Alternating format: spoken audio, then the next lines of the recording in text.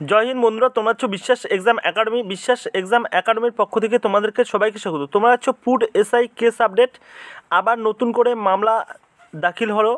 মামলা হলো food SI পরীক্ষা ক্যান্সেল, রি এক্সাম। সবাই দেখে নাও তাড়াতাড়ি। ফুড এসআই ছাত্রদের দুঃখের খবর একটা, আমরা বিশ্বাস এক্সাম একাডেমি থেকে সব সঠিক খবর প্রোভাইড করে পিএসসি সমস্ত রকমের আপডেট পেতে বিশ্বাস এক্সাম একাডেমিকে সাবস্ক্রাইব করে রাখো।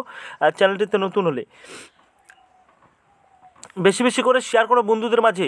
এটা কিন্তু ফুড এসআই তোমাদের একটা লাইভ নিয়ে ব্যাপার, ঠিক আছে? তোমরা অবশ্যই বেশি বেশি করে শেয়ার করো বন্ধুদের মাঝে, তারা যেন উপকৃত হয়, তারা যেন শুনে, ঠিক আছে? এই কথাগুলো দেখো কি উঠে আসলো, কি আপডেট উঠে আসলো তোমাদের মাঝে। ভাই অথবা বোন যারা ফুড এসআই পরীক্ষার্থী আছো, তারা অবশ্যই ফুল ওয়াচ করো ভিডিওটি। দেখো দেখো তোমাদের কালকে মামলাটি হওয়ার কথা ছিল অনারেবল জাস্টিস রাজেশেখর মান্থা, ঠিক আছে? 13 নম্বর কোর্টে তোমাদের এটা হওয়ার কথা ছিল, কিন্তু তোমাদের মামলাটি এই 13 নম্বর কোর্টে এত ভিড়, ঠিক আছে? এত কেস যেটা হচ্ছে তোমাদের আপগ্রেডেড ম্যাশনের যেটা ছিল, ঠিক আছে, সেটা হচ্ছে যায়নি।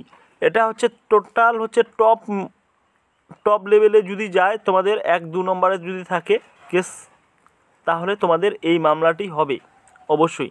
দেখো এটা হচ্ছে দুঃখের খবর।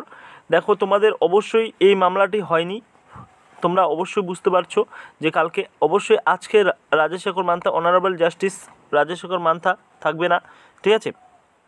আজকে থাকবে না, এই সপ্তাহে হওয়ার কোনো চান্স নেই। তার ফাঁকে যদি পিএসসি রেজাল্ট প্রকাশ করলে করতে পারে, ঠিক আছে? রেজাল্ট প্রকাশ করে করতে পারে, কারণ মামলা স্থগিতাদেশ যতক্ষণ দিবে না ততক্ষণও পর্যন্ত তারা কিছু করতে পারবে না, ঠিক আছে? পিএসসি দেখো যতক্ষণ পর্যন্ত রায় দিবে না ততক্ষণ পর্যন্ত পিএসসি যা কিছু আছে তাই করতে পারে, রেজাল্ট প্রকাশ করতে পারে। কিন্তু এটা যদি মামলা দাখিল হয়ে যায় স্থগিতাদেশ, তখন আর রেজাল্ট দিতে পারবে না পিএসসি, ঠিক আছে? এবার নতুন করে আরও গিয়েছিল 2-4 জন গিয়েছিল, আরও ছাত্র গিয়েছিল, পিএসসির ছাত্র গিয়েছিল, ফুড এসআইয়ের ছাত্র গিয়েছিল আরও নতুন করে মামলা দাখিল করতে। যেই উকিলের কাছে গিয়েছিল ওই উকিলের কাছেই বা অ্যাডভোকেটের কাছেই গিয়েছে মামলা দাখিল করতে, ঠিক আছে? তোমরা মামলা করছো, কিন্তু দেখো তোমরা মামলা করছো, কিন্তু উকিল বাবুকে বলতে হবে যে এটাকে টপ লিস্টে, আপগ্রেডেড ম্যাশনের টপ লিস্টে আমাদেরকে এনে মামলাটি দাখিল করতে হবে, তাই না? যদি এটা দাখিল না করা হয়, তাহলে অবশ্যই পিএসসি যত লেট হবে পিএসসি ততই, এটাই হচ্ছে তোমাদের দুঃখের খবর। পিএসসি রেজাল্ট প্রকাশ করলে করতে পারে তোমাদের, দেখো এই চান্সে তোমাদের। দেখো অবশ্যই অনারেবল জাস্টিস আজকে থাকছে না, এই সপ্তাহ হবে কি না, কবে হবে মামলা, অবশ্যই বিশ্বাস এক্সাম একাডেমি সবার আগে পাঠিয়ে দেবে। তার জন্য চ্যানেলটিতে নতুন হলে সাবস্ক্রাইব করে নিতে হবে।